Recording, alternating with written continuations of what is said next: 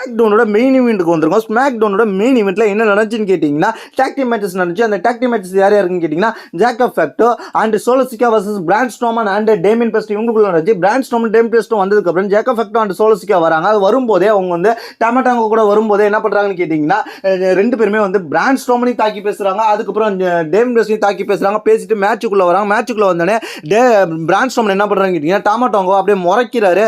அவர் ஓட போகிற நேரத்தில் அதே நேரத்தில் என்ன பின்னாடியே வந்து யார் அட்டாக் பண்ணுறாங்க, ஜாக்கப் ஃபேக்டோ பிராண்ட் ஸ்ட்ரோமன் அட்டாக் பண்ணுறாரு. அதுக்கப்புறம் இந்த மேட்சோட ஃபைனல் எப்படி இருந்துச்சுன்னு கேட்டிங்கன்னா, ஒரு கட்டத்தில் வந்து பிராண்ட் ஸ்ட்ரோமன் கீழே அடிபட்டு கிடக்கிற நேரத்தில் டேமியன் பெஸ்ட் ரெண்டு பேரையும் சமாளிப்பார். ஒரு கட்டத்தில் வந்து ஜாக்கப் ஃபேக்டோ சூப்பர் கிக் கூட வர நேரத்தில் நவுந்துருவார். அந்த சூப்பர் கிக் யார் மேலே விழுன்னு கேட்டிங்கன்னா, சோலோ சிக்கா மேலே விழுந்துரும். சோலோ சிக்கா மேலே விழுந்தோடனே ஷாக்கிங் ஆகி நின்றுட்டு இருந்த ஜாக்கப் ஃபேக்டோவை பார்த்து டேமியன் பெஸ்ட்டை பிடிச்சி வெளில தள்ளி விட்டுருவார். வெளில தள்ளி விட்டோன்னே உள்ள கடந்த சோலோ சிக்காவை போட்டு முடிச்சிடலாம்னு நினைப்பார். அந்த நேரத்தில் என்ன நடக்கும்னு கேட்டிங்கன்னா, வெளில இருந்த பிராண்ட் ஸ்ட்ரோமன் வந்து express move, running train express மூவை போட்டு, அதாவது ஜாக்கப் ஃபேக்டரியும் சரி அதுக்கப்புறம் டாமாட்டோங்க சார் ரெண்டு பேரும் அடிச்சு அந்த கமெண்ட்ரி டேபிளில் தூக்கி விட்டெறிவார். பயங்கரமாக இருக்கும். விட்டெறிஞ்சிட்டு டிஷர்ட் அப்படி கிழிச்சு போடுவார்.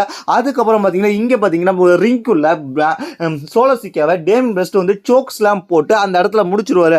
பயங்கரமாக இருந்துச்சு. இந்த ஸ்மாக் டவுனோட மெயின் ஈவெண்ட் வேற லெவலில் மாஸ் பண்ணிட்டாங்க.